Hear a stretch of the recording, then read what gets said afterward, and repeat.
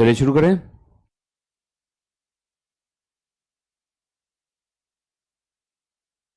हाँ, क्या page number बताया? 137, 137, ये है ना? यहीं से करना है। चलिए शुरू करते हैं। तो जो पहला चैप्टर है दैट इज, जो बच्चे ऑनलाइन वाले हैं एक बार अपना अटेंडेंस दे देंगे और वीडियो को एक बार लाइक भी कर देंगे। आप लोग भी जल्दी अपना एक बार अटेंडेंस दे दीजिए। शुरू करते हैं। 6 चैप्टर्स मैंने लिए हैं, ठीक है ना? कर लेंगे, कोई बात नहीं, कर लेंगे तो अच्छा ही होगा ना, भला ही होगा। तो चलिए जी शुरू करते हैं। फिर जल्दी बताओ कौन सा चैप्टर स्टार्ट करने जा रहे हैं? फॉर्मेशन या इनकॉर्पोरेशन ऑफ अ कंपनी। ठीक है जी, चलिए जी अब शुरू करते हैं। ध्यान से सुनते रहना जो मैं बता रहा हूं। सबसे पहले लाइन बाय लाइन जल्दी बताइए। अगर आप कंपनी का फॉर्मेशन करना चाहते हैं तो कोई भी कंपनी स्टार्ट होगी 3 तरीके से। कंपनी स्टार्ट होती है कितने तरीके से? 3 तरीके से। आप ओपीसी के रूप में स्टार्ट कर सकते हैं, तो कम से कम कितने लोगों की जरूरत होगी? 1। आप प्राइवेट कंपनी के रूप में स्टार्ट हो सकते हैं, कम से कम कितने लोगों की जरूरत होगी? 2। और आप पब्लिक कंपनी के रूप में स्टार्ट हो सकते हैं, कम से कम कितने लोगों की जरूरत होगी? 7। 1, 2, 7 के हिसाब से आप अपना कंपनी चूज कर लीजिए।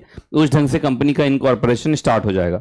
बाकी आप जो भी कंपनी बनाएंगे वो कंपनी लिमिटेड बाय शेयर्स हो सकती है, लिमिटेड बाय गारंटी हो सकती है और अनलिमिटेड कंपनी हो सकती है ना?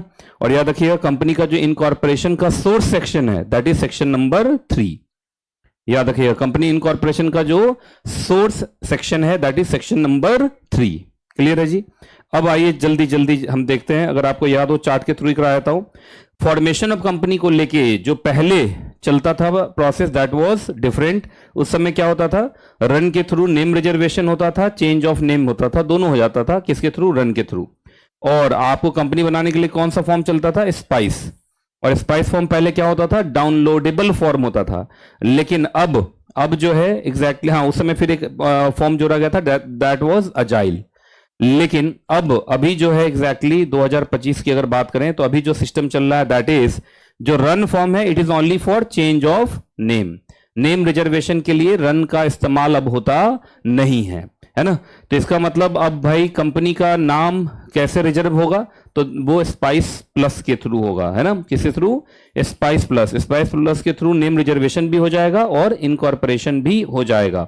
और अब जो अजाइल फॉर्म है उसका नाम हो गया अजाइल प्रोस। क्या नाम हो गया है? Agile pros. तो इसका मतलब देखा जाए तो कंपनी इनकॉर्पोरेशन के लिए बस 2 ही फॉर्म है। The first form is spice plus and the second form is agile pros. बस रन जो है वो नेम चेंज के लिए है, नेम रिजर्वेशन के लिए अब नहीं है। अगर आपको याद हो तो जल्दी बताओ, तो स्पीड में बताओ। कंपनी इनकॉर्पोरेशन के लिए 2 ही फॉर्म है, अजाइल प्रोस, स्पाइस प्लस। उल्टा बोलो, स्पाइस प्लस और अजाइल प्रोस। अगर हम देखें तो 3 मेजर चीजें हो जाएंगी। स्पाइस प्लस से नेम रिजर्वेशन हो जाएगा, इनकॉर्पोरेशन हो जाएगा, और अजाइल प्रोस से अदर रजिस्ट्रेशन हो जाएगा, है ना? बाकी अगर आपको याद हो तो स्पाइस प्लस जो है अब वो पहले डाउनलोडेबल फॉर्म था पर अब ये वेब फॉर्म है ना? और जो अजाइल प्रोस है, हर जगह प्रो लिखा है, इसका मतलब क्या है? अजाइल प्रोस, वो भी अब वेब फॉर्म है। मतलब ये वेबसाइट के साथ इनबिल्ट फॉर्म है, कोई अलग से पीडीएफ के रूप में डाउनलोड होता नहीं है। अब सुनिए, हाँ स्पाइस प्लस के 2 पार्ट बना दिए गए। जो रन वाला फीचर है वो कहां डाल दिया गया? पार्ट ए में फॉर नेम रिजर्वेशन, और पार्ट बी के अंदर कंपनी इनकॉर्पोरेशन, डिन number, pan number, tan number आपको मिल जाएगा। एंड अजाइल प्रोस में आपको GSTIN, EPFO, ESIC, bank account, professional tax registration, और आपको याद होगा नंबर 6 पे जो प्रोस जुड़ा है that is shop and establishment act, है ना? शॉप एंड एस्टैब्लिशमेंट रजिस्ट्रेशन, याद है ना? तो चलो जल्दी जल्दी अगर आपको रिवाइज करना तो यहीं से रिवाइज कर लो। 2 ही फॉर्म है, spice plus and agile pros. Agile pros. अब ध्यान से सुनिएगा, स्पाइस प्लस के 2 पार्ट हैं। पार्ट ए में आपका क्या होता है? नेम रिजर्वेशन, और पार्ट बी में कंपनी इनकॉर्पोरेशन, डिन number, pan number, tan number. और अजाइल प्रोस में GSTIN, EPFO, ESIC, bank account, professional tax registration and shop and establishment. Professional tax registration पहले सिर्फ महाराष्ट्र के लिए होता था, और अब देखो किसके किसके लिए जोड़ दिया गया है? आपको ने लिखा होगा महाराष्ट्र, बोलो, कर्नाटका और वेस्ट बंगाल। अब 3 स्टेट के लिए आपका प्रोफेशनल टैक्स रजिस्ट्रेशन है। ठीक है, स्पीड में पढ़ना शुरू करते हैं मोटे मोटे तौर पे। आइए, पहले नेम रिजर्वेशन के लिए मैंने बता ही दिया, स्पाइस प्लस का ही इस्तेमाल करना पड़ेगा। नेम चेंज में अब कौन सा फॉर्म यूज होता है? रन। ठीक है जी।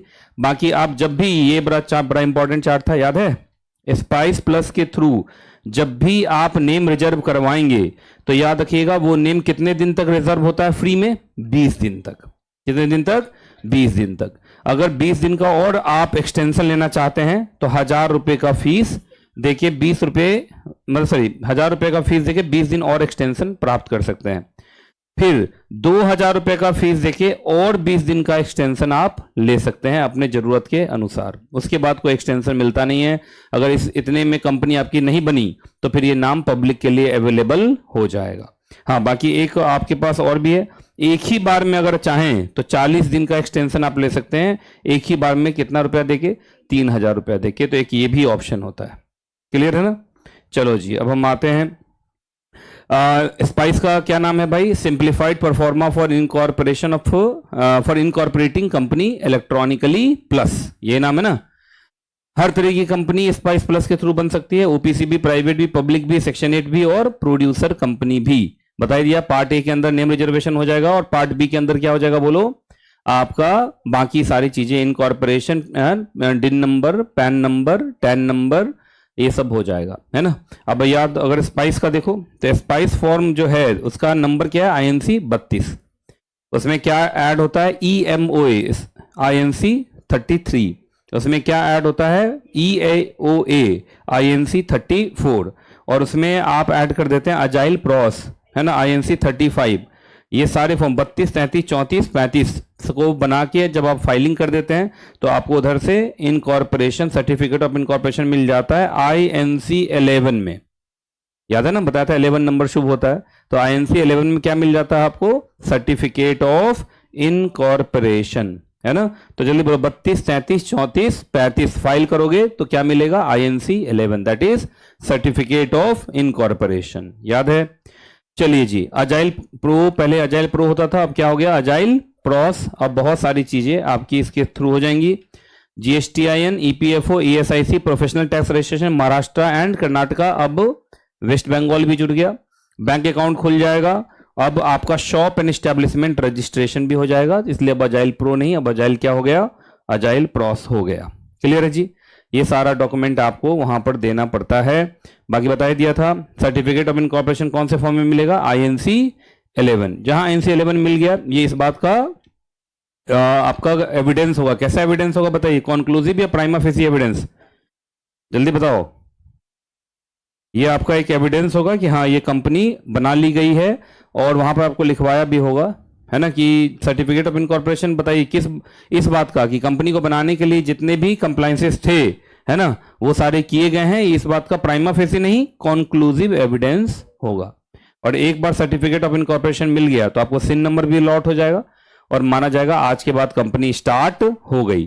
कंपनी बनाने से जुड़े हुए सारे के सारे डॉक्यूमेंट आपको कब तक प्रिजर्व करने हैं? जब तक कंपनी का डिसोल्यूशन ना हो जाए। इसका मतलब परमानेंटली, लिखा भी होगा आपने परमानेंटली, है ना। क्लियर है जी? सेक्शन 8 कंपनी बनाना है, बहुत आसान है। आपको बस क्या करना है, पहले नॉर्मल कंपनी बनाना है। नॉर्मल कंपनी कैसे बनाएंगे? वही स्पाइस प्लस और उसके साथ क्या जोड़ देंगे? Agile pros. इसके थ्रू आप नॉर्मल कंपनी बना लीजिए स्टेप नंबर 1 में। और स्टेप नंबर 2 में क्या ले लीजिए? सेक्शन 8 के अंदर सेंट्रल गवर्नमेंट से क्या ले लीजिए? लाइसेंस ले लीजिए। दोनों करते ही आपकी कंपनी क्या बन जाएगी? सेक्शन 8 कंपनी बन जाएगी। ओपीसी को बनाने के लिए भी वही कहानी है भाई। ओपीसी को बनाने के लिए स्पाइस प्लस, अब स्पाइस प्लस में ही याद होगा नॉमिनेशन भी हो जाता है। याद है? नॉमिनी का अपॉइंटमेंट किस में हो जाता है? स्पाइस प्लस में ही हो जाता है। वही प्लस अजाइल, अजाइल प्रॉस। तो इसका मतलब अब याद है ना, आईएनसी 3 वाली कहानी खत्म हो गई। अगर आपके बुक में कटा भी होगा आईएनसी 3 वाला, है ना। तो बस ये स्पाइस प्लस में एक नॉमिनी वाला भी टैब खुल जाएगा, बाकी कोई चेंज होने वाला नहीं है ना। बाकी सब कंपनी का वही है, spice plus plus agile pros. ये ना, ये है ना सारा का सारा। चलिए जी, अब बताओ अगला चैप्टर कौन बोला था? निधि कंपनी बताओ, पेज नंबर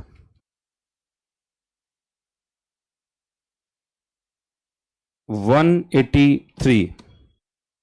183 निधि कंपनी के बीच में पहुंचा दी, है ना। चलो जी, निधि एंड प्रोड्यूसर कंपनी, है ना।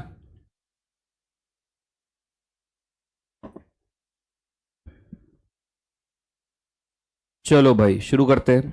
आ जाओ, निधि एंड प्रोड्यूसर कंपनी।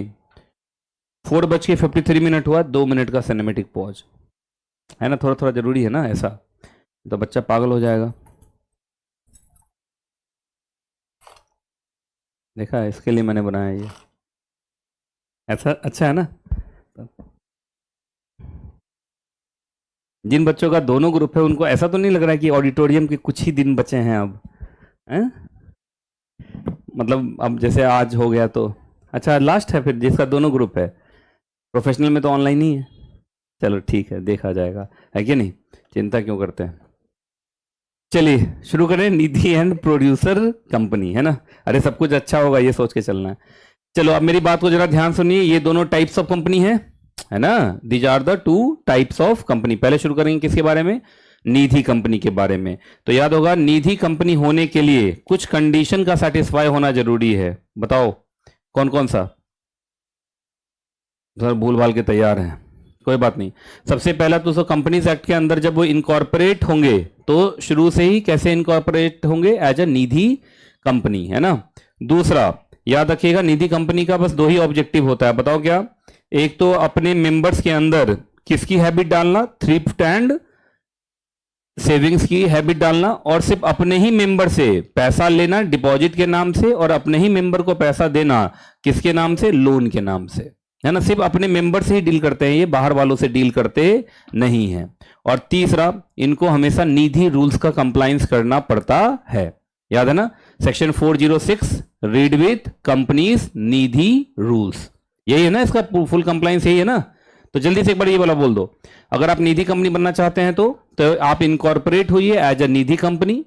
दूसरा, आपके मेमोरेंडम के ऑब्जेक्ट क्लॉज में सिर्फ 2 ही बात लिखी हुई हो, क्या, अपने मेंबर्स के अंदर क्या डालना, हैबिट डालना थ्रिफ्ट एंड सेविंग्स का, और अपने ही मेंबर से डिपॉजिट लेना और अपने ही मेंबर्स को लोन देना, ठीक है, और हमेशा निधि रूल्स का कंप्लायंस करना, ये होता है ना, यही है। पहले चार्ट के थ्रू देख लेते हैं। चलो पहले चार्ट में निधि कंपनी को लेकर इतना ही था, जल्दी जल्दी पढ़ना शुरू करते हैं, आ जाओ भाई। बाकी याद रखिएगा, अगर आप निधि कंपनी बनना चाहते हैं तो निधि को और भी नाम से पुकारा जाता है, बताओ कौन कौन से नाम से पुकारा जाता है निधि को। याद होगा, निधि को आप निधि के नाम से, परमानेंट फंड के नाम से, बेनिफिट फंड के नाम से, म्यूचुअल बेनिफिट फंड के नाम से, म्यूचुअल बेनिफिट कंपनी के नाम से, ट्रेजर के नाम से, है ना। इन टोटल आपने हिंदी में वहां लिखा होगा, जो कमिटीज चलती है उसी को कंपनीज एक्ट में ले आओगे, that will become the Nidhi companies, है ना। निधि कंपनी याद रखना, कोई भी निधि के रूप में तभी काम कर सकता है जब सेंट्रल गवर्नमेंट उसको निधि के रूप में क्या करे, डिक्लेयर करे इन द ऑफिशियल गजट। जब तक ऑफिशियल गजट में ministry of corporate affairs, central government उस कंपनी को एज ए निधि डिक्लेयर ना करे, तब तक वो निधि कंपनी मानी जाती नहीं है। और याद होगा, अगर आप चाहते हैं कि सेंट्रल गवर्नमेंट आपको निधि के रूप में क्या करे, डिक्लेयर करे, तो सेंट्रल गवर्नमेंट को एप्लीकेशन लगाइए, कौन से फॉर्म में, NDH4 में, याद रहेगा। अगर आपने NDH4 में एप्लीकेशन लगा के सेंट्रल गवर्नमेंट से आप डिक्लेयर्ड नहीं हुए ऑफिशियल गजट में, तो फिर याद रखिएगा, फिर आप नॉर्मल कंपनी माने जाएंगे, और आप जो भी पैसा लेंगे माना जाएगा वो acceptance of deposit by normal company है ना। और आपको याद होगा, सेक्शन 73, सेक्शन 76 ये वाले सेक्शन लगने स्टार्ट हो जाएंगे, क्योंकि आप निधि के रूप में डिक्लेयर्ड नहीं है। तो अगर आप निधि के रूप में सब काम करना चाहते हैं तो जरूरी है कि निधि के रूप में आपको सेंट्रल गवर्नमेंट की तरफ से डिक्लेयर्ड हो जाना है in by notification in official gazette. NDH4 में एप्लीकेशन लगाइए। NDH4 क्या है, NDH4। ये छोटी छोटी बातें हैं, एग्जाम के टाइम में बस दिमाग में किसी तरह याद रह जाए, क्या पता यही क्वेश्चन आ जाए। आइए, निधि का इनकॉर्पोरेशन करने के लिए सबसे जरूरी है कि आप पब्लिक कंपनी होने चाहिए, और आपका minimum paid up share capital 10 lakh रुपए का होना चाहिए। याद रखिएगा, निधि कंपनी कभी प्रेफरेंस शेयर इशू नहीं करेगी, क्योंकि वो अपने सारे मेंबर को एक बराबर ही समझेगी। प्रेफरेंस वाले तो ज्यादा इज्जत वाले हो जाते हैं। अगला, बाकी मैंने बता दिया था, अगर प्रेफरेंस शेयर पहले से इशू कर रखे थे तो उनको जल्दी से रिडीम करना पड़ेगा, क्योंकि नए कंपनी से अपने प्रेफरेंस शेयर इनके द्वारा अलाउड नहीं है। बाकी बता दिया था, इनका 2 ही ऑब्जेक्टिव होगा, अपने मेंबर्स के अंदर हैबिट डालना थ्रिफ्ट एंड सेविंग का, और अपने ही मेंबर से डिपॉजिट लेना और अपने ही मेंबर को लोन देना। निधि कंपनी के नाम के लास्ट में निधि लिमिटेड वर्ड होना चाहिए। बाकी मैंने बता दिया था, निधि लिमिटेड वर्ड तब ही इस्तेमाल करेंगे जब आप सेंट्रल गवर्नमेंट की तरफ से क्या हो गए हो, डिक्लेयर्ड। जब तक आप डिक्लेयर्ड ना हो जाएं तब तक अपने मन से निधि लिमिटेड वर्ड का इस्तेमाल आप करेंगे नहीं। ये बड़ा इंपॉर्टेंट है, याद रखिएगा। निधि कंपनी का पहले तो पब्लिक कंपनी होना जरूरी है, और ये बहुत जरूरी है कि उसके पास कम से कम कितने मेंबर हों, 200 मेंबर हों और उसका नेट ऑन फंड कम से कम 20 लाख रुपए का या उससे ज्यादा होना चाहिए। क्लियर है कि नहीं क्लियर है? याद रखिएगा, जिस दिन पहला फाइनेंशियल ईयर कंप्लीट हुआ उससे कितने दिन के अंदर, 90 डेज के अंदर, और उसके बाद हर साल आपको क्या करना है भाई, return of statutory compliances file करना है। कौन से फॉर्म में, NDH1 में ROC फाइलिंग करना है, जो सर्टिफाइड हो बाय अ PCS और अ PCA और अ PCWA, है ना।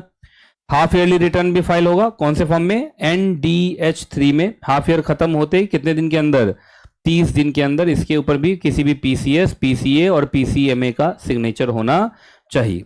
याद होगा, निधि कंपनी ये सारा काम नहीं करेगी। कौन सा काम नहीं करेगी, chit fund, hire purchase, leasing finance, insurance, acquisition of securities, preference share कभी इशू नहीं करेगी, डिवेंचर इशू नहीं करेगी, अदर डेट इंस्ट्रूमेंट इशू नहीं करेगी, करंट अकाउंट कभी नहीं खोलेंगे अपने मेंबर का, जो बोरोइंग और लेंडिंग का काम है उसको छोड़ के कोई और काम नहीं करेंगे। आप सिर्फ अपने मेंबर के साथ डील करेंगे, अदर देन मेंबर के साथ डील नहीं करेंगे। और याद रखिएगा, मेंबर का जो एसेट आपके पास प्लेज्ड है ना, देखो लिखा ना, जो लॉज्ड है उसको आप बाहर प्लेज नहीं करेंगे, है कि नहीं। उसके बाद बताया दिया था, किसी बॉडी कॉर्पोरेट से आप डील नहीं करेंगे, है ना कि। और याद रखिएगा, कभी कोई पार्टनरशिप एग्रीमेंट नहीं करेंगे फॉर बोरोइंग एंड लेंडिंग, और कभी भी कोई एडवर्टीजमेंट, कोई पब्लिक एडवर्टीजमेंट आपके तरफ से इशू होना नहीं चाहिए, क्योंकि आप प्राइवेटली हेल्ड टाइप की कंपनी है, सिर्फ आप अपने मेंबर से ही डील करते हैं, पब्लिक से तो आपका कोई रिश्ता नाता है ही नहीं, है ना। याद रखिएगा, ये हमेशा इक्विटी शेयर इशू करेंगे, जो इसका फेस वैल्यू कम से कम कितना होगा, 10 रुपए का होगा। इक्विटी शेयर इशू करते समय ये कोई भी सर्विस चार्ज वसूलेंगे नहीं। और याद रखिएगा, इनका हर जो डिपॉजिट होल्डर होगा उसके पास कम से कम या तो 10 इक्विटी शेयर या 100 रुपए के शेयर्स तो होने ही चाहिए, नंबर वाइज 10 और अमाउंट वाइज 100 रुपए का तो कम से कम होना ही चाहिए। बाकी इनके जो भी सेविंग अकाउंट होल्डर होंगे या रिकरिंग डिपॉजिट अकाउंट होल्डर होंगे उनको भी कम से कम 1 इक्विटी शेयर तो लेना ही पड़ेगा। मतलब इनके जो भी अकाउंट होल्डर होंगे उनको मेंबर तो पहले बनना ही पड़ेगा, क्योंकि वो सिर्फ अपने मेंबर से ही डील करते हैं, और मेंबर बनने के लिए कम से कम 1 शेयर तो सबको लेना ही पड़ेगा। याद रखिएगा, कभी भी किसी बॉडी कॉर्पोरेट या ट्रस्ट को मेंबर नहीं बनाएंगे, हमेशा सिर्फ इंडिविजुअल को मेंबर बनाएंगे। अगला, मेंबर आपका कम से कम 200 हमेशा होना चाहिए। और याद रखिएगा, माइनर को आप मेंबर बनाएंगे नहीं। एक केस में बना सकते हैं, अगर माइनर अपने नेचुरल या लीगल गार्जियन जो ऑलरेडी उस निधि का मेंबर है, अगर उसके थ्रू आता है तो माइनर को भी मेंबर बनाया जा सकता है। याद है, चलिए, डायरेक्टर का कंपनी, उस कंपनी का मेंबर होना जरूरी है। मतलब कोई आउटसाइडर डायरेक्टर नहीं बन सकता, उन्हीं मेंबर में से कोई क्या बनेगा, डायरेक्टर बनेगा। डायरेक्टर को आपको कितना टर्म मिलेगा, आपको एक टर्म कितने साल का है, 10 साल का है। बाकी याद रखिएगा, 10 साल कंप्लीट होने के बाद 2 साल का कम से कम कूलिंग ऑफ पीरियड होगा, उसके बाद ही वो वापस आ पाएंगे। बाकी टेन्योर को सेंट्रल गवर्नमेंट की तरफ से बढ़ाया भी जा सकता है। बाकी हर डायरेक्टर के पास डिन नंबर तो होना ही चाहिए। याद रखिएगा, ऑडिटर को बस एक ही टर्म मिलेगा, कितने साल का, 5 साल का। अगर इंडिविजुअल है तो, फर्म है तो 2 टर्म आपको मिल जाएगा 5-5 साल का, है ना। बाकी मैंने बता ही दिया था, इनका भी कूलिंग ऑफ पीरियड 2 साल का होगा। क्लियर है। चलिए जी, याद रखिएगा, निधि कंपनी किसी भी साल में 25% से ज्यादा डिविडेंड डिक्लेयर नहीं कर सकते हैं। और निधि कंपनी बनाने का फायदा ये है कि स्मॉल सेविंग्स, मिडिल क्लास, बहुत जल्दी लोन मिल जाता है। अर्जेंट नीड जब होता है तो आराम से उनके मेंबर्स को लोन मिल जाता है। रीपेमेंट गारंटीड होती है, क्योंकि वो ज्यादातर सिक्योर्ड लोन देते हैं। सिक्योर्ड इसलिए क्योंकि वो एक दूसरे को जानते रहते हैं, ज्यादातर पीयर प्रेशर काम करता है, सामाजिक प्रेशर काम करता है। निधि डिपॉजिट के ऊपर higher rate of interest offer करते हैं, तो अगर आप डिपॉजिट देते हैं निधि को तो आपको हायर रेट ऑफ इंटरेस्ट मिलेगा। बोर्ड ऑफ डायरेक्टर्स में इनके सीनियर पर्सन होते हैं जो काफी एक्सपीरियंस्ड होते हैं और उनकी अच्छी क्रेडिबिलिटी होती है, तो उनके भागने का उतना डर होता नहीं है जितना कि कमिटी में लोग भाग जाते हैं, है कि नहीं। अब आइए प्रोड्यूसर कंपनी। आपको याद होगा, प्रोड्यूसर कंपनी बताओ तो कौन सा चैप्टर है और कौन सा सेक्शन नंबर है। तो चैप्टर नंबर बताओ, ये क्या है, 21A, और इसके अंदर जो सेक्शंस आएंगे वो सेक्शन 378 सीरीज के होंगे। 378A, 378B, 378C। इसी में जो आपका 378B है उसके अंदर बताया गया है कि प्रोड्यूसर कंपनी का ऑब्जेक्टिव क्या होगा। आपको याद होगा, सबसे पहले प्रोड्यूसर कंपनी वो कंपनी है जिसका ऑब्जेक्ट या एक्टिविटी सिर्फ वही वाले हैं जो कहां स्पेसिफाइड है, 378B। 378B के जितने ऑब्जेक्टिव्स हैं वही उनके ऑब्जेक्टिव्स हैं, उनके बाहर उनका कोई और ऑब्जेक्टिव होता नहीं है। बाकी चार्ट के थ्रू पहले मैं बता देता हूं, आपको याद होगा प्रोड्यूसर कंपनी बनाने के लिए कम से कम 10 या 10 से ज्यादा प्रोड्यूसर्स की जरूरत होगी। प्रोड्यूसर का मतलब प्राइमरी प्रोड्यूसर्स, या 2 या 2 से ज्यादा प्रोड्यूसर इंस्टीट्यूशंस की जरूरत होगी, या इनके कोई कॉम्बिनेशन भी हो सकते हैं, कुछ प्रोड्यूसर आ जाएं, कुछ प्रोड्यूसर इंस्टीट्यूशंस आ जाएं, तो ये लोग मिलकर प्रोड्यूसर कंपनी बना सकते हैं। बात ये आती है प्रोड्यूसर कौन होता है भाई, तो प्रोड्यूसर का मतलब कोई भी ऐसा पर्सन जो कोई भी ऐसा एक्टिविटी कर रहा है जो घूम फिर के किससे जुड़ा है, प्राइमरी प्रोड्यूस से। प्राइमरी प्रोड्यूस किसको कहते हैं भाई, तो agriculture, animal husbandry, horticulture, handloom, handicraft, इन सबसे जुड़ी हुई जो चीजें हैं that is called primary produce. Producer institution क्या होता है, प्रोड्यूसर कंपनी है ना, या कोई भी ऐसा एसोसिएशन जिसके अंदर सारे मेंबर प्रोड्यूसर हैं, वो सब क्या कहलाएगा, प्रोड्यूसर इंस्टीट्यूशंस कहलाएगा। याद है ना, ठीक है जी। अब ध्यान से सुनते रहिए आगे। बाकी याद होगा प्रोड्यूसर कंपनी का ऑब्जेक्टिव क्या होता है, घूम फिर के सब कुछ 2 ही चीज यहां पर चलता है, या तो प्राइमरी प्रोड्यूस वर्ड आएगा या अपना मेंबर आएगा, है ना। आप देख लीजिए, production, harvesting, procurement, grading, pooling, handling, marketing, selling, export of primary produce, और सिर्फ अपने ही मेंबर का, बाहर वालों से डील करते नहीं है। फिर देखिए यहां पर preserving, drying, distilling, brewing, venting, canning, packaging of produce, एक तो प्रोड्यूस में प्राइमरी प्रोड्यूस सिर्फ अपने मेंबर्स का, है ना। Manufacture, sale, supply of machinery, equipment, consumer mainly to its members only. Education दे रहे हैं to its members only. Technical service, consultancy service दे रहे हैं टू इट्स मेंबर्स ओनली। देख रहे हो ना, जो भी काम करेंगे ये सिर्फ अपने मेंबर्स के लिए करेंगे, और जो भी काम करेंगे घूम फिर के किससे जुड़ेगा, प्राइमरी प्रोड्यूस से ही जुड़ेगा, उसके बाहर ये काम करेंगे ही नहीं। फॉर्मेशन मैंने बता ही दिया है, कम से कम इतने लोग अगर आरओसी के पास पहुंच जाएंगे तो आरओसी कितने दिन के अंदर, 30 डेज के अंदर अगर उसको सब कुछ सही लगा तो सर्टिफिकेट ऑफ इनकॉर्पोरेशन दे देगा। और याद रखिए जहां सर्टिफिकेट ऑफ इनकॉर्पोरेशन मिला, याद रखिएगा वो तुरंत मान लिया जाएगा कि प्रोड्यूसर कंपनी का जन्म हो गया। और मैंने बताया था आपको, प्रोड्यूसर कंपनी कभी भी किसी भी हालत में पब्लिक लिमिटेड कंपनी नहीं मानी जाएगी। नाम में लिमिटेड वर्ड होगा, लेकिन कंपनीज एक्ट के सेक्शंस इस तरीके से लगेंगे जैसे कि ये प्राइवेट कंपनी हो, चूंकि इसको प्रिविलेज दिया जाता है। क्या दिया जाता है, प्रिविलेज दिया जाता है, मालूम है ना। ये किसी भी हालत में पब्लिक कंपनी के तौर पे नहीं माना जाएगा, हमेशा माना जाएगा प्राइवेट कंपनी, पर नाम के लास्ट में क्या वर्ड चलता है, प्रोड्यूसर कंपनी लिमिटेड। नाम से तो लगता है जैसे पब्लिक कंपनी हो, लेकिन कंपनीज एक्ट इसको क्या ट्रीट करता है, जैसे कि ये प्राइवेट कंपनी हो। प्राइवेट कंपनी इसलिए चूंकि कम सेक्शन लगाना है, ठीक है जी। आइए प्रोड्यूसर कंपनी को बनाने से जुड़ी हुई बातें, सबसे पहले बताओ वही पर्सन सिर्फ प्रोड्यूसर कंपनी में हो सकते हैं जो किससे जुड़े हुए हैं, बोलो प्राइमरी प्रोड्यूस से जुड़े हुए हैं। बता दिया था इनके सारे मेंबर प्राइमरी प्रोड्यूसर ही होने चाहिए। ये कंपनी हमेशा लिमिटेड लायबिलिटी वाली कंपनी होगी, और याद रखें अनलिमिटेड कभी भी होगी नहीं, और लिमिटेड बाय शेयर्स होगी। लिमिटेड बाय क्या होगी, शेयर्स होगी। हाँ, इसके कंपनी के नाम के लास्ट में हमेशा क्या कौन सा वर्ड जोड़ना पड़ेगा, प्रोड्यूसर कंपनी लिमिटेड, पर ये मानी जाएगी जैसे कि ये प्राइवेट लिमिटेड कंपनी हो। और इसको सिर्फ अपने चैप्टर 21A को ही मानना है, बाकी के सेक्शंस इनको मानने की जरूरत नहीं है, ठीक है जी। IFSC के बारे में बताया था, जल्दी बताओ IFSC क्या होता है, जल्दी जल्दी। ये सर एक SEZ एरिया है। क्या है, SEZ, स्पेशल इकोनॉमिक जोन।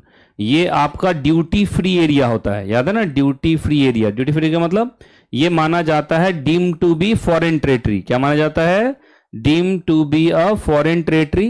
तो चूंकि ये फॉरेन टेरिटरी है तो डोमेस्टिक टैक्सेशन कानून यहां पर लगते नहीं है, तो ये टैक्स न्यूट्रल हो जाता है। क्या हो जाता है, ये टैक्स न्यूट्रल हो जाता है। अब चूंकि ये थोड़ा स्पेशल SEZ है, चूंकि यहां पर सिर्फ फाइनेंशियल सर्विस से जुड़े हुए ऑर्गेनाइजेशन स्टैब्लिश होते हैं। फाइनेंशियल सर्विस में क्या क्या आ सकता है, जल्दी बताइए सर। फाइनेंशियल सर्विसेज के अंदर आ सकता है बैंकिंग, इंश्योरेंस, है ना। उसके बाद इसी से जुड़ी हुई चीजें और, जैसे फाइनेंशियल कैपिटल मार्केट, क्या है, कैपिटल मार्केट, ये इस तरीके की चीजें यहां पर आती हैं, है ना, ठीक है ना जी। बैंकिंग हो गया, इंश्योरेंस हो गया, कैपिटल मार्केट हो गया, ये सारी चीजें आपको यहां पर मिलेंगी। बाकी भारत में अभी तक सिर्फ एक ही IFSC बना है, that is gift city. Gift city का फुल फॉर्म Gujarat international financial tech city gift SEZ। Clear है जी। चलो भाई ये भी हो गया कंप्लीट। अब आ जाओ आगे, बताओ और कौन सा चैप्टर था, LLP intro. LLP intro page number, LLP के अंदर 2 है ना,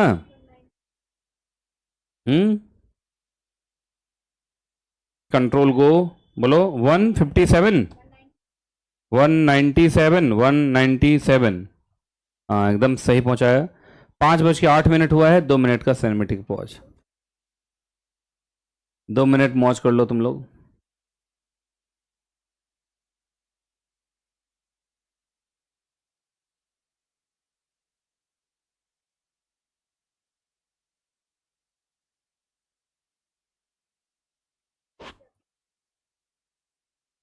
ऑनलाइन वाले बच्चे क्या हालचाल? मैं CS नितेश कुमार जायसवाल। बच्चा सब लिख रहा है क्वीन ग्लोबल, भारतीय पब्लिक स्कूल। कुछ बच्चों का तो बचपन में स्कूल यही सब होगा। कल से एग्जाम शुरू है, डर तो लग रहा होगा ना? हैं? अच्छा, क्लास के अंदर जितने हीरो सब थे सब जीरो बन गए होंगे अब, हैं? लेकिन रिजल्ट में फिर से हीरो बन जाएंगे, चिंता नहीं करना है। रिजल्ट में सब फिर से क्या बन जाएंगे? हीरो।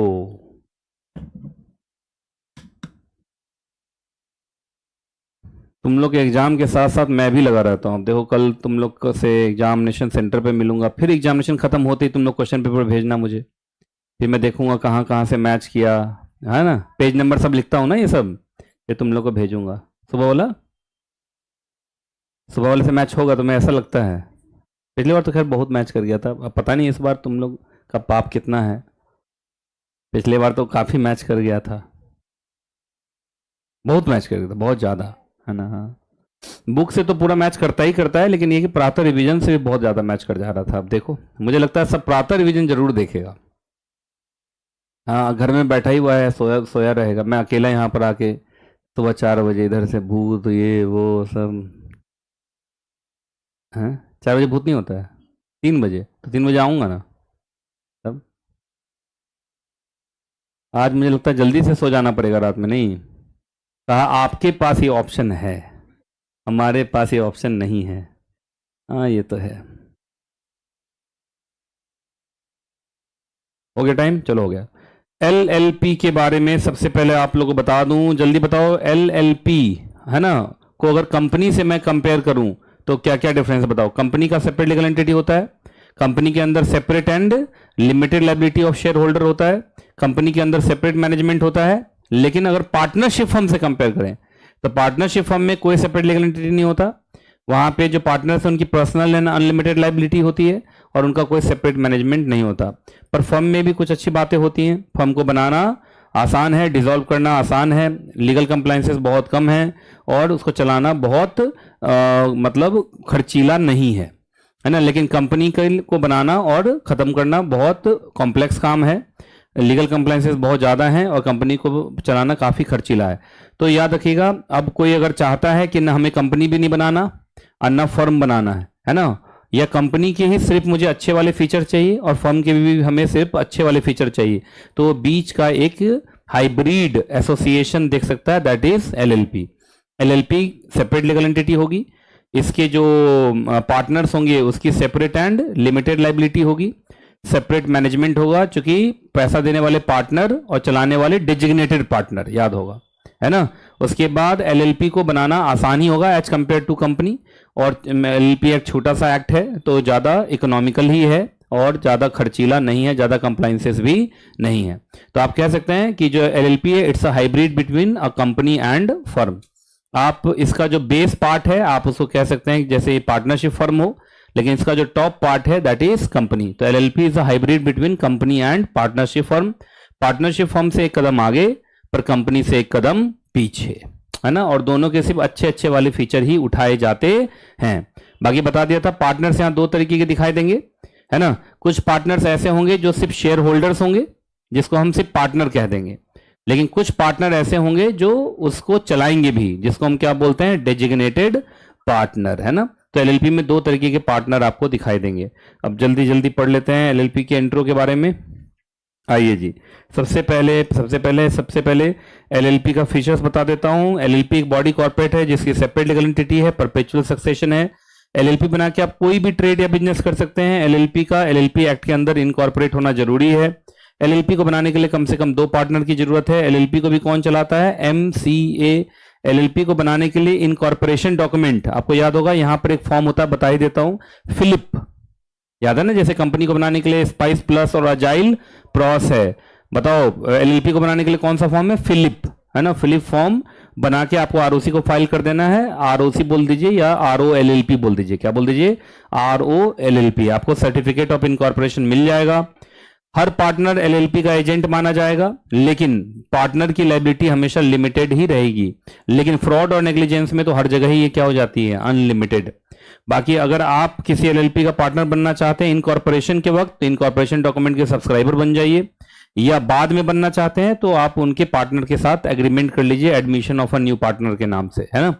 एलएलपी के अंदर जो अंदरूनी डॉक्यूमेंट है दैट इज एलएलपी अग्रीमेंट, है ना। तो एलएलपी एक्ट और एलएलपी एग्रीमेंट, इन दोनों से एलएलपी को चलाया जाता है। ठीक है, एलएलपी को चलाने के लिए भी एमसीए है, आरडी है और रजिस्ट्रार ऑफ एलएलपी है।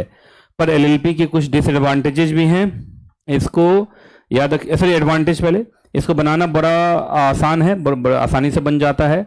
मैक्सिमम नंबर ऑफ मेंबर जो आपको इलीगल एसोसिएशन के अंदर है, 50 वाली बात कि 50 के बाद आप इलीगल हो जाएंगे, ऐसा यहाँ कुछ भी नहीं है, क्योंकि हमेशा ही इनकॉर्पोरेटेड है ना। फ्लेक्सिबिलिटी इन मैनेजमेंट रहेगा, पैसा देने वाले लोग कोई और होंगे जो पार्टनर्स कहलाएंगे, और एलएलपी को चलाने वाले डिजिग्नेटेड पार्टनर कोई और होंगे, है ना। यहाँ पे एलएलपी एक्ट में कोई मिनिमम कैपिटल कंट्रीब्यूशन की रिक्वायरमेंट नहीं है, छोटा सा एक्ट है, लो कंप्लाइंस है, लो कंप्लाइंस कॉस्ट है, लायबिलिटी ऑफ पार्टनर लिमिटेड है, गवर्नमेंट ज्यादा इंटरवीन नहीं करती, छोटा सा एक्ट है, छोटा सा रूल है। एलएलपी बॉडी कॉर्पोरेट है, separate legal entity, perpetual succession है, आराम से इसको तुरंत डिसॉल्व किया जा सकता है, और एलएलपी बना के आप कोई भी बिजनेस कर सकते हैं। कौन लोग पार्टनर बन सकते हैं एलएलपी के अंदर? तो एनी इंडिविजुअल, बस किसको छोड़ के, जो पर्सन ऑफ अनसाउंड माइंड है, अनडिस्चार्ज इंसॉल्वेंट है, या जो इंसॉल्वेंट होने के लिए एप्लीकेशन लगाया है लेकिन एप्लीकेशन पेंडिंग है, इन तीन को छोड़ के बाकी सारे इंडिविजुअल आराम से इसके पार्टनर बन सकते हैं। कोई भी कंपनी, चाहे वो फॉरेन कंपनी हो या इंडियन कंपनी हो, प्राइवेट हो, पब्लिक हो, वो इसका पार्टनर बन सकता है। कोई दूसरा एलएलपी, चाहे भारत का एलएलपी हो या फॉरेन का एलएलपी हो, वो भी इसका पार्टनर बन सकता है। कौन पार्टनर नहीं बन सकता है? तो कॉर्पोरेशन सोल पार्टनर नहीं बन सकता, कोऑपरेटिव सोसाइटी पार्टनर नहीं बन सकता, और यही person of unsound mind, undischarged insolvent, और जो इंसॉल्वेंट बनने के लिए एप्लीकेशन लगाया है लेकिन जिसकी एप्लीकेशन पेंडिंग है, ये सारे लोग पार्टनर बन नहीं सकते। बता दिया था। Designated partner is like board of director in a company, है ना।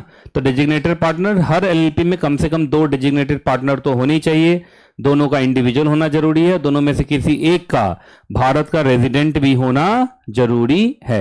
अगर इसके सारे पार्टनर ही बॉडी कॉर्पोरेट हैं तो कम से कम 2 पार्टनर को, इंडिविजुअल को नॉमिनेट करना पड़ेगा एज अ डेजिग्नेटेड पार्टनर, क्योंकि डेजिग्नेटेड पार्टनर का हमेशा इंडिविजुअल होना जरूरी है। डेजिग्नेटेड पार्टनर के लिए अलग से डिस्क्वालिफिकेशन है, याद रखिएगा। पिछले 5 साल में वो इंसॉल्वेंट नहीं एडजस्ट होना चाहिए, पिछले 5 सालों में वो कभी भी अपने क्रेडिटर का पेमेंट सस्पेंड ना किया हो या उनके साथ कोई कॉम्प्रोमाइज ना किया हो, और तीसरा, वो किसी ऐसे ऑफेंस में कन्विक्ट ना हुआ हो जो मोरल टर्पिट्यूड से जुड़ा हुआ है और उसको 6 महीने या 6 महीने से ज्यादा की जेल ना हुई हो। याद है ना। चलिए जी, उसके बाद अब ये अमेंडमेंट हुआ था, याद होगा, रूल नंबर 22A। जैसे हर कंपनी को रजिस्टर ऑफ मेंबर बनाना पड़ता है, ऐसे ही हर एलएलपी को रजिस्टर ऑफ पार्टनर बनाना पड़ता है। कौन से फॉर्म में? फॉर्म नंबर 4A के फॉर्मेट पर इनको बनाना है register of partner. Register of partner कहां रखा रहेगा? रजिस्टर्ड ऑफिस पर, और उसमें उसके जितने भी पार्टनर्स हैं उनका सारा का सारा डिटेल लिखा जाएगा। एलएलपी एग्रीमेंट, जो एलएलपी एग्रीमेंट है वो किसके बीच का एग्रीमेंट होता है बताओ? एलएलपी का अपने पार्टनर्स के साथ, पार्टनर्स का एक दूसरे पार्टनर्स के साथ, और एक और होगा एलएलपी का आउटसाइडर के साथ, है ना। ये एक एग्रीमेंट होता है जिसको हम एलएलपी एग्रीमेंट कहते हैं। It is like article of association in a company and partnership deed in case of partnership. याद है, जब भी एलएलपी बनाया जाता है, जरूरी नहीं कि बनाते वक्त ही एलएलपी एग्रीमेंट आप फाइल कीजिए, एलएलपी बनने के 30 दिन के अंदर आप चाहें तो एलएलपी एग्रीमेंट बना के आरओसी को फाइल कर सकते हैं। एलएलपी एग्रीमेंट हमेशा स्टैम्प पेपर पे बनना चाहिए। अब स्टैम्प पेपर कितने का होगा, स्टैम्प ड्यूटी कितने का होगा, वो डिपेंड करता है किस स्टेट में आप इनकॉर्पोरेट हुए हैं और आपका अमाउंट ऑफ कैपिटल कंट्रीब्यूशन क्या है। क्योंकि आपको याद होगा state to state stamp duty का रेट बदलता रहता है, और कैपिटल कंट्रीब्यूशन जितना ज्यादा होगा उतना ही आपको स्टैम्प ड्यूटी देना पड़ेगा। बाकी एलएलपी एक्ट के अंदर कैपिटल, मिनिमम कैपिटल की कोई रिक्वायरमेंट नहीं है, लेकिन एलएलपी एग्रीमेंट अगर चाहे तो मिनिमम कैपिटल कंट्रीब्यूशन की रिक्वायरमेंट डाल सकता है। अगला चैप्टर बोलो, मेगा फॉर्म। Mega form. चलो जी शुरू करते हैं। मेगा फॉर्म आ जाओ जल्दी जल्दी, तुम लोग को जल्दी घर भेजना है ना, है कहीं और के सीधा एग्जामिनेशन सेंटर पर अभी ना पहुंच जाए। क्यों, क्या हो गया? क्या हो जाएगी, उड़ जाएगी ये? अच्छा अच्छा, चलिए आ जाइए। आपको मालूम है समय के साथ साथ कंपनी सेक्रेटरीज का रोल काफी चेंज हो गया है। कंपनीज एक्ट 2013 एंड आईबीसी आने के बाद कंपनी सेक्रेटरी का रोल काफी बड़ा हो गया है। और आप देखिए, अगर आप कंपनी सेक्रेटरी बनते हैं तो कंपनी सेक्रेटरी बनने के बाद आपके पास दो ऑप्शंस आएंगे। आप चाहें तो कंपनी सेक्रेटरी ने एम्प्लॉयमेंट नौकरी कर सकते हैं एज ए की मैनेजरियल पर्सनल कंप्लायंस ऑफिसर, या चाहें तो आप प्रैक्टिस कर सकते हैं। लेकिन जब आप प्रैक्टिस करने के लिए आएंगे तो आपके दो तरीके से दरवाजे खुलेंगे। पहला दरवाजा ये है कि आप अकेले अपना प्रैक्टिस चालू करो, दैट इज सोल प्रोप्राइटरशिप, या आप पार्टनरशिप में दूसरे पार्टनर्स के साथ मिलकर पार्टनरशिप स्टार्ट करो, पार्टनरशिप फॉर्म खोलो, है ना। दोनों के अपने फायदे हैं, दोनों के अपने नुकसान हैं, लेकिन दोनों में डिफरेंस क्या है सो सुनिए। अगर आप सोल प्रोप्राइटरशिप में करेंगे तो आप बहुत ज्यादा काम नहीं कर पाएंगे। एक आदमी कितना ही, अकेला चना बाहर नहीं फोड़ सकता, है ना, तो आप कितना ही कर सकते हो। लेकिन अगर आप सेवरल पार्टनर को अपने साथ जोड़ लोगे तो आप अनट्रोडन एरियाज, मतलब जो एरिया आपको, जिस एरिया में आपकी नॉलेज नहीं भी है, उस एरिया का भी काम आप ले सकते हैं। सोल प्रोप्राइटरशिप में नॉलेज मैनेजमेंट थोड़ा डिफिकल्ट हो जाता है, अकेला आदमी कितना कुछ पढ़ पाएगा। लेकिन फर्म विद सेवरल पार्टनर का फायदा यह होता है कि हर पार्टनर अपने नॉलेज से एक दूसरे पार्टनर को क्या कर पाएगा, हेल्प कर पाएगा। तीसरा, प्रोप्राइटरशिप में रिस्क बियरिंग में एक दिक्कत है, आपको अकेले सारा रिस्क उठाना पड़ेगा। लेकिन सेवरल पार्टनर में क्या है, रिस्क क्या हो जाता है, शेयर हो जाता है। रिस्क क्या हो जाता है, शेयर। प्रोप्राइटरशिप में यह है कि मल्टीपल सर्विस देना मुश्किल हो जाएगा, अकेला आदमी सारा नॉलेज तो रख नहीं सकता। लेकिन सेवरल में क्या है, मल्टी डायमेंशनल सर्विस दे सकते हैं।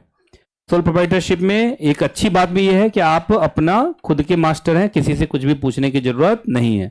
लेकिन सेवरल पार्टनर में ये क्या, डिसीजन मेकिंग थोड़ा सा मुश्किल हो जाता है कि हर छोटे छोटे बात के लिए आपको अपने पार्टनर से भी पूछना पड़ेगा। तो दोनों के अपने फायदे हैं, दोनों के अपने नुकसान हैं। लेकिन अगर बड़े लेवल पे आप पहुंचना चाहते हैं तो सेवरल पार्टनर्स के साथ फर्म खोलो, वो ज्यादा अच्छा होगा, क्योंकि आप बहुत मल्टी डायमेंशनल सर्विस दे सकते हैं। बाकी याद रखिएगा, अगर कोई फर्म खोलना चाहता है सीएस का, मतलब सीएस पीसीएस का फर्म खोलना चाहता है, तो कौन कौन सा लॉ लगेगा, company secretaries regulation, schedule 1 and schedule 3 of company secretaries act relating to professional misconduct. उसके बाद maintenance of register of attestation certification services के ऊपर आईसीएसआई की गाइडलाइंस हैं, और कंप्लायंस सर्टिफिकेट और एनुअल रिटर्न साइन करने के ऊपर भी आईसीएसआई के गाइडलाइंस हैं। इन सब का कंप्लायंस करना पड़ेगा, और भी है। उसके बाद गाइडलाइंस आईसीएसआई का है relating to approval of proprietorship या फर्म नेम, मतलब सीएस का फर्म जो भी खोलेंगे उसका नाम आपको आईसीएसआई से अप्रूव करवाना पड़ेगा। आपका एडवर्टीजमेंट का भी गाइडलाइन है कि अपने फर्म का एडवर्टीजमेंट कैसे कर सकते हैं। और पीडीपी है ना, जो प्रोफेशनल क्रेडिट आवर्स के लिए होता है, पीसीएच भी बोलते हैं उसको, उसमें कंपलसरी अटेंडेंस का है कि अगर आप प्रैक्टिसिंग कंपनी सेक्रेटरी हैं तो इतने घंटे आपको आईसीएसआई के सेमिनार्स में बिताने पड़ेंगे। उस गाइडलाइंस का भी आपको कंप्लायंस करना पड़ेगा। अगर आप सोल प्रोप्राइटरशिप में खोलते हैं तो बात अलग है, लेकिन अगर आप सेवरल पार्टनर के साथ पार्टनरशिप फॉर्म खोलते हैं तो उस केस में आप सपना देख सकते हैं कि आप बनाएंगे एमडीएफ। क्या होता है एमडीएफ, मल्टी डिसिप्लिनरी फर्म या मेगा फर्म। याद रखिएगा, आपके फर्म को मेगा फर्म तब कहा जाएगा जब वहां पर पार्टनर्स कितने होंगे, 25 से ज्यादा, 25 से ज्यादा, कम से कम 26 पार्टनर होंगे, तभी आप क्या कहलाएंगे, मेगा फर्म कहलाएंगे। अगर आपके यहाँ 26 पार्टनर हैं, 26 पार्टनर एक एक सब्जेक्ट का भी एक्सपर्ट है, तो 26 चीज का एक्सपर्ट है, तो क्या आप बहुत सारा सर्विस अंडर वन रूफ दे पाएंगे। अगर आपका क्लाइंट कोई भी पहुंच गया तो 26 सेक्टर का सर्विस उसको एक साथ मिल सकता है। फॉर एग्जांपल, अब कंपनी सेक्रेटरी भी वहां पर है ना, उसके बाद चार्टर्ड अकाउंटेंट भी है वहां पे, सीएमए भी है वहां पे, एडवोकेट्स भी है। इन सब को आप पार्टनर बना सकते हैं, क्योंकि अब एलएलपी बनाया जा सकता है जिसमें सारे अलग अलग प्रोफेशन के लोग भी हो सकते हैं विद देयर लिमिटेड लाइबिलिटी। पहले एमडीएफ बनाना थोड़ा सा मुश्किल होता था, क्योंकि पहले लॉ ये था कि सीएस के फॉर्म में सिर्फ सीएस ही पार्टनर होना चाहिए, पर अब आप एलएलपी बनाएंगे तो उसमें सीएस भी पार्टनर हो सकता है, सीए भी, सीएमए भी और एडवोकेट भी हो सकता है। आज की दुनिया में एमडीएफ या मेगा फर्म की ज्यादा रिक्वायरमेंट है, क्योंकि कोई भी क्लाइंट यही चाहता है कि हम एक ही जगह जाएं, वहीं से हमें सारी सर्विसेज मिल जाएं, अलग अलग सर्विस के लिए अलग अलग फॉर्म दौड़ने की जरूरत ना पड़े, जो मॉल कल्चर है ना। आइए, बाकी आपको याद होगा मल्टी डिसिप्लिनरी फॉर्म के लिए अब रेगुलेशन 165A है ना, 165A ने अलाउ कर रखा है कि पीसीएस चाहे तो एमडीएफ बना सकता है कुछ अलग प्रोफेशनल्स के साथ भी, जिसका लिस्ट कहाँ मिलता है 168A और 168B में। अगर 168A देखें तो कौन कौन से अदर प्रोफेशनल बॉडीज के मेंबर के साथ आप पार्टनरशिप कर सकते हैं, तो ICAI के मेंबर के साथ आप पार्टनरशिप कर सकते हैं। ICWAI जो ICMAI है उसके मेंबर के साथ आप पार्टनरशिप कर सकते हैं। बार काउंसिल ऑफ इंडिया के मेंबर के साथ आप पार्टनरशिप कर सकते हैं। Indian institute of architect, institute of actuaries of India और भी कुछ प्रोफेशनल बॉडीज हैं जिसको ICSI रिकॉग्नाइज करे as equivalent to company secretaryship. ठीक है, इन सबके साथ आप चाहें तो क्या कर सकते हैं, बोलो बोलो जल्दी, इन सबके साथ आप पार्टनरशिप कर सकते हैं। ये तो प्रोफेशनल बॉडी का नाम था। प्रोफेशनल का नाम देखेंगे तो चार्टर्ड अकाउंटेंट, कॉस्ट अकाउंटेंट, है ना, यही सब है ना। उसके बाद actuary, BE bachelor of engineering, BTech bachelor in technology और bachelor in architecture, bachelor of law और MBA। बाकी याद रखिएगा ये सब उन यूनिवर्सिटी से जिसको सरकार रिकॉग्नाइज करती हो, किसी ऐरे गरे नत्थु गरे इंस्टीट्यूट से नहीं होना चाहिए। ठीक है, अगर आप MDF बनाना चाहते हैं तो सबसे जरूरी है कि सारे पार्टनर का माइंड एक जैसा काम करे, ईगो होना नहीं चाहिए, आपस में एक दूसरे पर विश्वास होना चाहिए, विश्वास होना चाहिए। अगला, यूनानिमिटी कि कोई भी काम करने से पहले सबकी सोच एक जैसी होनी चाहिए। फाइनेंशियल डिसिप्लिन होना जरूरी है, आप अकेले मालिक अब नहीं है ना। उसके फाउंडर पार्टनर को काफी इज्जत दिया जाना चाहिए, ये नहीं कि उसको बूढ़ा बोल के भगा देना चाहिए। और income of the firm short interval पे डिस्ट्रीब्यूट होते रहना चाहिए जिससे कि लोगों में मोटिवेशन बना रहे और कोई अपना अनड्यू इन्फ्लुएंस दूसरे पर ना दिखाए, मैं बड़ा तू छोटा, ऐसा कुछ भी होना नहीं चाहिए। बाकी एक समझा दूं, एक स्मॉल क्रैक भी आपके पूरे MDF की ऐसी की तैसी कर सकता है। MDF के फायदे क्या हैं, मेगा MDF का मतलब ही मेगा फॉर्म है ना। क्या क्या फायदे हैं, टीम इन्वायरमेंट में काम करेंगे, डिफरेंट वर्क मिलेगा आपको, कॉस्ट इफेक्टिव होगा, बहुत लोगों का पैसा लगा रहेगा, एक दूसरे से हमेशा सीखते रहेंगे, बिग ग्रोथ अपॉर्चुनिटीज मिलेगी, रेवेन्यू शेयरिंग होता रहेगा और सबसे बड़ी बात है रिस्क, है ना, आपका शेयर होता रहेगा। लेकिन कुछ डिसएडवांटेजेस भी हो सकते हैं, डर भी हो सकता है। इंफ्रास्ट्रक्चर बनाने में काफी पैसा खर्च आ जाएगा, सीनियर पार्टनर कभी कभी जूनियर को डोमिनेट करते हैं, एग्जिट रूट थोड़ा मुश्किल हो जाता है, ट्रांसपेरेंसी बहुत बार नहीं रहती है, चोरी छिपे काम लोग करने लगते हैं, छोटा सा क्रैक भी सब कुछ बर्बाद कर सकता है, लोग आपस में बात नहीं कर रहे हैं, इस वजह से भी चीजें खराब हो सकती हैं। अगर आप MDF बनाना चाहते हैं तो सबसे जरूरी है कि पार्टनर्स आपस में प्रॉपर एग्रीमेंट करें और मैनेजमेंट सही ढंग से होना चाहिए, जैसे operational function, administrative function, human resource, client relationship, public relationship, brand building, इन सब के ऊपर प्रॉपर ढंग से अच्छा मैनेजमेंट होना चाहिए। और सबसे इंपॉर्टेंट है, लोग साथ में इसलिए आए हैं क्योंकि वो रेवेन्यू कमाना चाहते हैं, तो रेवेन्यू शेयरिंग मॉडल क्लियर होना चाहिए। क्लियर है। अगला, बोलोपो, बताओ पेज नंबर, ये ऑनलाइन हुआ होगा तुम लोग का फेमा की वजह से, ये है ना, लोगों को मालूम ही नहीं है, फेमा में है ना बोलोपो, ये लोगों को मालूम ही नहीं कि बोलोपो कौन चैप्टर है, कौन सा चैप्टर है। अरे establishment of business outside India ऐसे करके कुछ होगा, 387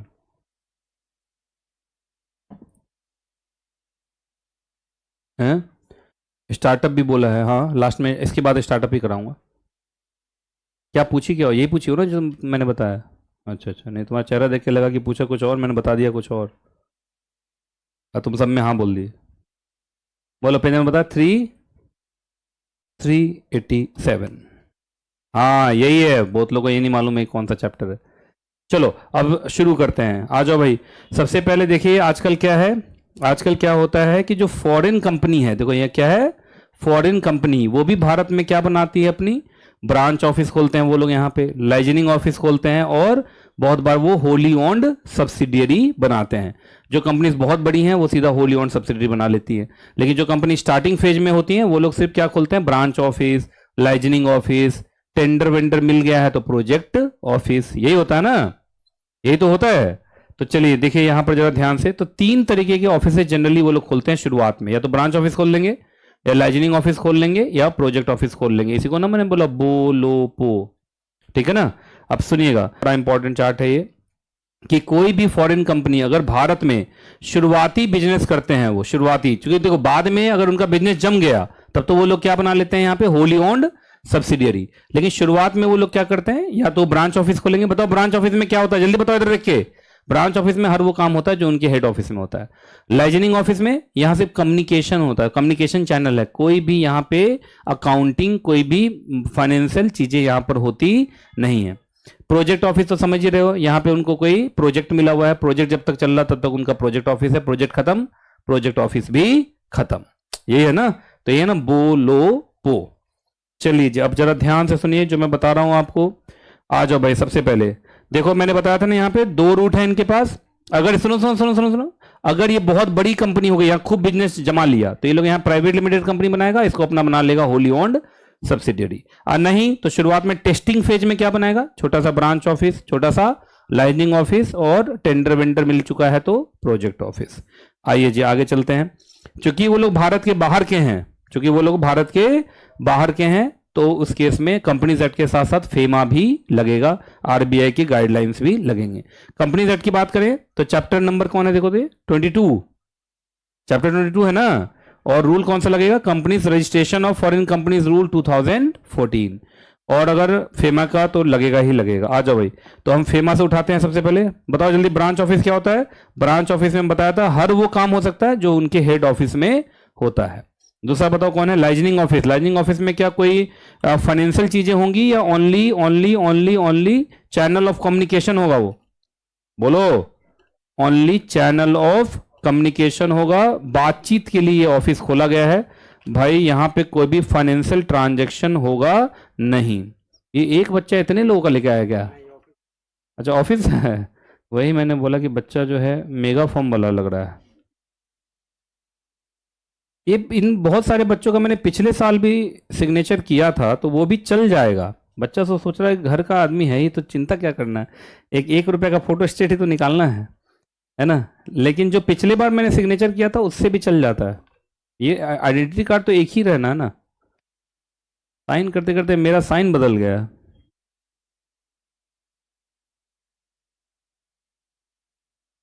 चलो जी, ऑल द बेस्ट, कल अच्छे से एग्जाम दीजिए, ठीक है। कहाँ सेंटर है, पश्चिम बिहार, पश्चिम बिहार, अरे बहुत दूर चला गया वो तो। चलिए जी, अगला लाइजनिंग ऑफिस ये हो गया।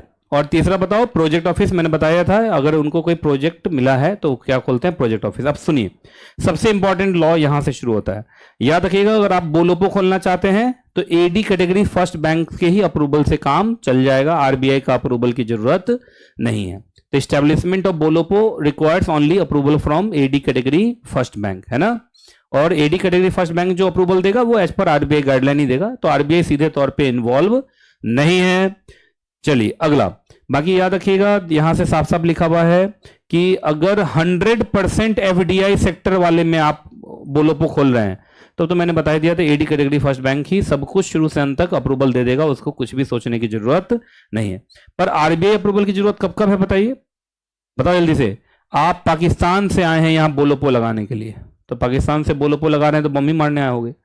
दूसरा, आप याद रखिएगा Bangladesh, Sri Lanka, Afghanistan, Iran, China, Hong Kong, Macau, इन कंट्रीज से आए हैं। दिक्कत है कि इन कंट्रीज से आए तो दिक्कत है ही। दिक्कत और भयानक ये है कि आप बोलोपो लगाना कहां चाहते हैं, जम्मू कश्मीर में, नॉर्थ ईस्टर्न रीजन में, अंडमान एंड निकोबार आइलैंड पे, ये सब डिस्प्यूटेड है ना, तो ये अलाउड नहीं। अच्छा, इन तीनों को, इन 3 जगह को छोड़ कहीं और लगा रहा तो भी कोई दिक्कत नहीं है, फिर वो एडी कैटेगरी फर्स्ट बैंक से ही काम चल जाएगा। अगला, defence, telecom, private security and information और ब्रॉडकास्टिंग, इस सेक्टर में लगाना चाह रहे हैं आप, चाहे किसी भी कंट्री के हो तो भी आरबीआई अप्रूवल में चला जाएगा। कहां चला जाएगा ये, आरबीआई। आप एनजीओ हैं, नॉन प्रॉफिट ऑर्गेनाइजेशन है, या फॉरेन गवर्नमेंट के कोई डिपार्टमेंट है, ये सब भी कहां पहुंच जाएगा, आरबीआई अप्रूवल में। तो ये जितने आरबीआई अप्रूवल वाले बताए उतना ही आरबीआई अप्रूवल है, बाकी सब जगह एडी कैटेगरी फर्स्ट बैंक से ही काम चल जाएगा। बाकी याद रखिएगा, ब्रांच ऑफिस, लाइजनिंग ऑफिस। सुनिए, अगर आप ब्रांच ऑफिस और लाइजनिंग ऑफिस खोलना चाहते हैं तो आप फाइनेंशियली साउंड ट्रैक, मतलब sound track, financially sound track होना चाहिए आपका रिकॉर्ड। सबसे पहले आइए, अगर ब्रांच ऑफिस खोलना चाहते हैं तो याद रखिएगा आपका पिछले 5 सालों में प्रॉफिट मेकिंग ट्रैक रिकॉर्ड होना चाहिए, और आपका नेटवर्थ कम से कम $1 1 लाख है, 1 लाख बोलो, 1 लाख होना चाहिए। दूसरा, लाइजनिंग ऑफिस है, क्या एग्जैक्टली लाइजनिंग ऑफिस है, तो इसमें बस आपका पिछले 5 साल में नहीं, पिछले 3 साल में प्रॉफिट मेकिंग रिकॉर्ड होना चाहिए और आपका नेटवर्थ कम से कम $50, 1 लाख का सीधा आधा। और मैंने बता ही दिया था, अगर आपको लगता है कि आप खुद फाइनेंशियली साउंड नहीं है पर आपकी होल्डिंग कंपनी क्या है, फाइनेंशियली साउंड है, तो आप अपने होल्डिंग कंपनी से, पेरेंट कंपनी, ग्रुप कंपनी से भी लेटर ऑफ कंफर्ट लेके आ जाओगे तो भी काम चल जाएगा। याद रखिएगा, अगर आप भारत में बोलोपो लगाना चाहते हैं तो आपको एडी कैटेगरी फर्स्ट बैंक को ये सारे डॉक्यूमेंट जमा करने along with the form FNC. कौन सा फॉर्म है, एफएनसी। क्या क्या अटैचमेंट है, एक तो अपना सर्टिफिकेट ऑफ इनकॉर्पोरेशन लेके आओ भाई, अगर वो इंग्लिश में नहीं है तो उसको इंग्लिश में ट्रांसलेट करवा के लाओ। ऑडिटेड बैलेंस शीट चाहिए, लाइजनिंग ऑफिस है तो पिछले 3 साल का, और अगर ब्रांच ऑफिस है तो पिछले 5 साल का, वो ऑडिटेड होना चाहिए उस कंट्री के ऑडिटर से। तीसरा, बैंकर रिपोर्ट एक लेके आइए जो इस बात का सबूत बने कि इतने इतने साल से वहां पर आपका बैंक अकाउंट खुला हुआ है। और पावर ऑफ अटर्नी लेके आइए कि जो लोग आपके लिए फॉर्म नंबर एफएनसी लगाएंगे उसको आप क्या देंगे, पावर ऑफ अटर्नी देंगे। सबसे पहले एडी कैटेगरी फर्स्ट बैंक क्या करेगा, ड्यू डिलिजेंस करेगा। ड्यू डिलिजेंस के बाद अगर उसको सब कुछ सही लगा तो फिर वो अप्रूवल दे देगा और आराम से आप भारत में बोलोपो लगा सकते हैं। SEZ एरिया में आप आराम से ब्रांच ऑफिस लगा सकते हैं, खासकर उस सेक्टर्स में जहां 100% FDI अलाउड है। बस वही कंपनीज एक्ट का चैप्टर नंबर 22, और वो branch office stand alone basis पे ही काम करे, तो इसके लिए जनरल परमिशन है, इसके लिए किसी से पूछने की जरूरत नहीं है। अब इंपॉर्टेंट ये होता है कि अब आपने भारत में काम किया, बिजनेस किया, आपने प्रॉफिट कमाया, प्रॉफिट भारत के बाहर ले जाना चाहते हैं, उसी को बोलते हैं रेमिटांस। तो आउटवर्ड रेमिटांस करना चाहते हैं, क्या करना चाहते हैं, आउटवर्ड रेमिटांस। तो आइए, सबसे पहले ब्रांच ऑफिस अगर यहां से ले जाना चाहता है पैसा तो ले जाए भाई, जितना प्रॉफिट आपको हुआ ले जा सकते हैं, बस उसमें से माइनस क्या करेंगे, टैक्सेस, है ना, टैक्स, इंडियन टैक्स पहले देके जितना प्रॉफिट तुम्हारा बचता है तुम ले जाओ, प्रोवाइडेड उसके लिए फॉलोइंग डॉक्यूमेंट आपको देना पड़ेगा एडी कैटेगरी फर्स्ट बैंक को। एक audited balance sheet, profit and loss account चाहिए उस साल का जिस साल का वो प्रॉफिट है, जिससे पता चले प्रॉफिट कैसे निकला है। दूसरा, एक चार्टर्ड अकाउंटेंट का सर्टिफिकेट चाहिए कि प्रॉफिट सही ढंग से निकाला गया है, प्रॉफिट परमिटेड एक्टिविटी करके ही कमाया गया है, और इस प्रॉफिट में सारे प्रॉफिट रियल प्रॉफिट है, कोई नोशनल प्रॉफिट नहीं है, रीवैल्यूएशन वाला कोई प्रॉफिट नहीं है, ठीक है। लेकिन प्रोजेक्ट ऑफिस अगर अपना पैसा ले जाना चाहता है, दिक्कत यह है कि अभी मालूम चला उसका पूरा वाइंडिंग अप या पूरा कंप्लीशन हुआ नहीं, मतलब प्रोजेक्ट कंप्लीट नहीं हुआ लेकिन 20 से वो जा रहा है और 20 से वो पैसा लेके जाना चाहता है, तो उसको भी एक सर्टिफिकेट लाना पड़ेगा चार्टर्ड अकाउंटेंट से कि जो भी अभी काम बच गया है वो उसकी लाइबिलिटी है, उस लाइबिलिटी के लिए पैसे वो छोड़ के जा रहा है, इनकम टैक्स का भी पैसा वो छोड़कर जा रहा है। और याद रखिएगा, इस रेमिटांस से भारत की लाइबिलिटी को पे ऑफ करने में कोई भी बाधा बनने वाला नहीं है, वो पूरा प्रोविजन बना हुआ है, पूरा उतना पैसा वो छोड़ के जा रहा है कि प्रोजेक्ट कंप्लीट होते होते तक अगर कोई लाइबिलिटी अराइज होती है तो उसके पैसे से वो सेट ऑफ हो जाएगा, है ना। उसके अलावा जो पैसा है वही लेके वो जा रहा है। अगर ये सर्टिफिकेट दे देंगे तो एडी कैटेगरी फर्स्ट बैंक आपको क्या करेगा, आपको रेमिटांस ले जाने देगा, उसमें कोई दिक्कत वाली बात नहीं है। तो ये भी हो गया। अब आओ स्टार्टअप। 5:43 हुआ, 2 मिनट का सिनेमेटिक पॉज है, तो ज्यादातर जगह 2-2 मिनट रहा, एक जगह 4 मिनट था ना। बताओ स्टार्टअप जल्दी स्पीड में, 321 आ जाओ भाई, 321। चलिए खैर, मेरी बात को जरा ध्यान से सुनो। चलिए जी शुरू करते हैं, हो गया ना time. Startup and it's registration, startup से चैप्टर से क्वेश्चन आएगा ही आएगा। जल्दी बताइए, स्टार्टअप कंपनी जनरली कैसा बिजनेस करती है, ऐसा बिजनेस जो पहले से चल रहा है, या ज्यादातर वो ऐसा बिजनेस करती है जो अनमेट नीड था। अनमेट नीड का मतलब ऐसी नीड जो आज तक पूरी नहीं हुई थी। क्या ज्यादातर ये नए बिजनेस में घुसते हैं? बोलो, क्या ये इमर्जिंग फास्ट ग्रोइंग बिजनेस के अंदर घुसते हैं? बोलो जल्दी। और ये ऐसे बिजनेस में घुसते हैं जो स्केलेबल है, मतलब जिसमें काफी आगे बढ़ने का स्कोप है। बाकी बता दिया था, स्टार्टअप कहीं से भी शुरू हो सकता है, ज्यादातर स्टार्टअप शुरू होते हैं और खत्म भी हो जाते हैं, ज्यादातर वो सक्सेसफुल होते नहीं हैं। लेकिन कुछ ही स्टार्टअप ऐसे हैं जो काफी दूर तक पहुंच जाते हैं, वो यूनिकॉर्न तक पहुंच जाते हैं ना, यूनिकॉर्न बन जाते हैं ना, वो यूनिकॉर्न ही बोलते हैं ना। चलिए, स्टार्टअप इंडिया पॉलिसी हमारे प्राइम मिनिस्टर साहब ने कब 15 अगस्त 2015 को लॉन्च किया था, जिसके अंदर स्टार्टअप से जुड़ा हुआ पॉलिसी, गवर्नमेंट इनिशिएटिव, स्टार्टअप्स के लिए काफी exemptions, tax benefit, cooling of period startups के लिए, इन सब के बारे में बात की गई। अगर आप स्टार्टअप बनना चाहते हैं, चाहे एलिजिबिलिटी बोलिए चाहे आप डेफिनेशन बोलिए, ये ना याद रखिएगा। स्टार्टअप कौन कौन लोग हो सकते हैं? तो कोई भी ऐसी एंटिटी, एंटिटी का मतलब या तो प्राइवेट लिमिटेड कंपनी है आप, या पार्टनरशिप फॉर्म है तो रजिस्टर्ड पार्टनरशिप फॉर्म है, या आप एलएलपी हैं। और भी कोई अगले पेज पर देखो, फोर्थ भी है या इतना ही है? इतना। इन तीनों का याद रखिएगा। एक तो स्टार्टअप का कहानी कब तक है? शुरुआत के 10 साल तक ही है। 10 साल के बाद आप स्टार्टअप थोड़ी माने जाएंगे।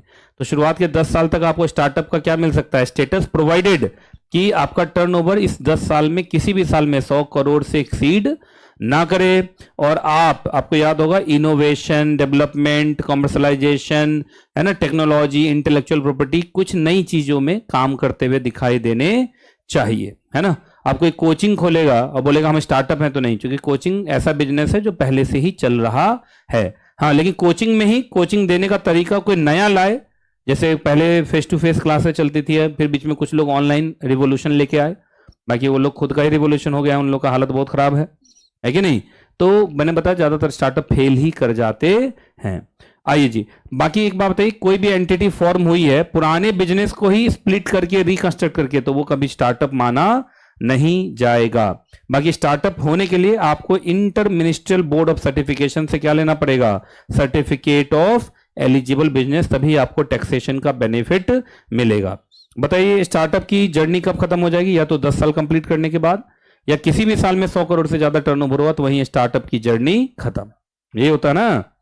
चलिए जी, जो स्टार्टअप को रिकॉग्नाइज होना पड़ेगा, रिकॉग्निशन बड़ा आसान है, मोबाइल ऐप के थ्रू भी हो सकता है ना, और वेबसाइट के थ्रू भी हो सकता है। और ये मोबाइल ऐप या पोर्टल किसका होगा बोलो? DPIIT का होगा। बाकी याद रखिएगा, जो भी आप एप्लीकेशन लगाएंगे उसके साथ आपको एक सर्टिफिकेट ऑफ इनकॉर्पोरेशन या सर्टिफिकेट ऑफ रजिस्ट्रेशन लगाना पड़ेगा, और एक राइटअप लगाना पड़ेगा कि आप करते क्या हैं। ये राइटअप जितना सुंदर, जितना अच्छा होगा, उतना ही जल्दी आपको क्या मिल जाएगा? रिकॉग्निशन मिल जाएगा। उसके बाद मैंने बोल दिया था, या तो आपके एप्लीकेशन को रिजेक्ट किया जाएगा, या आपके एप्लीकेशन को क्या कर दिया जाएगा? रिकॉग्नाइज होते ही आपको बहुत सारे बेनिफिट्स मिलने स्टार्ट हो जाएंगे। पहला बेनिफिट क्या, जल्दी बताओ? सिंगल विंडो क्लियरेंस है।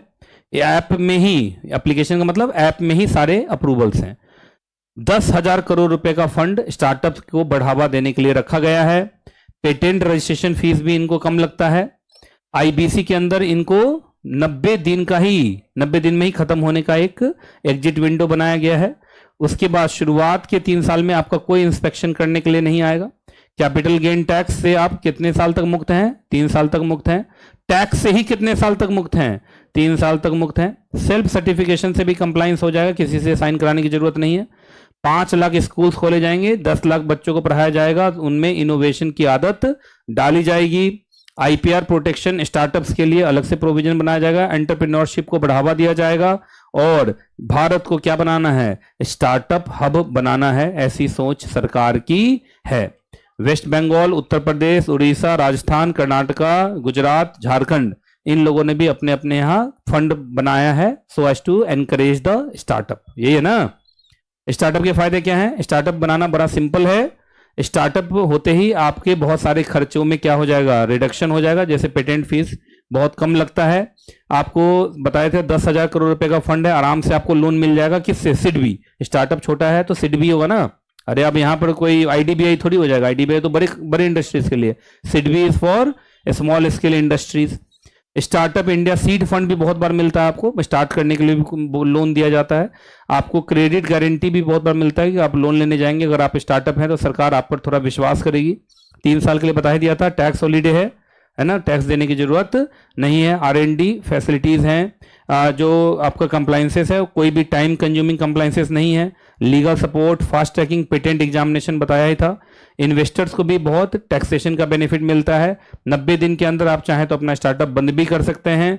उसके बाद 2 स्टार्टअप फेस्ट कराया जाता है, जिससे कि स्टार्टअप के लोग एक दूसरे से मिल सकें। और टेंडर को में भी, कभी सरकारी टेंडर में आप अप्लाई करेंगे तो प्रायर एक्सपीरियंस, प्रायर टर्नओवर के क्राइटेरिया से आप क्या रहेंगे? एग्जेम्प्टेड रहेंगे। इनक्यूबेटेबल्स भी बनाए गए हैं आपके लिए, सो दैट कि ज्यादा से ज्यादा आपको प्रमोट किया जाए। और उसके बाद स्टार्टअप सेंटर्स और टेक्नोलॉजिकल बिजनेस इंक्यूबेटर भी बनाए गए हैं। टैक्स बेनिफिट बता दिया था कि आप उस 10 में से, ये सबसे अच्छी बात है, 10 में से कोई भी 3 साल चुन लीजिए आपको 100% टैक्स रिबेट मिलेगा। मतलब टैक्स देने की जरूरत नहीं है शुरुआत के 3 साल में ही, या किसी भी 10 में, किसी भी 3 साल में, 10 में किसी भी 3 साल में।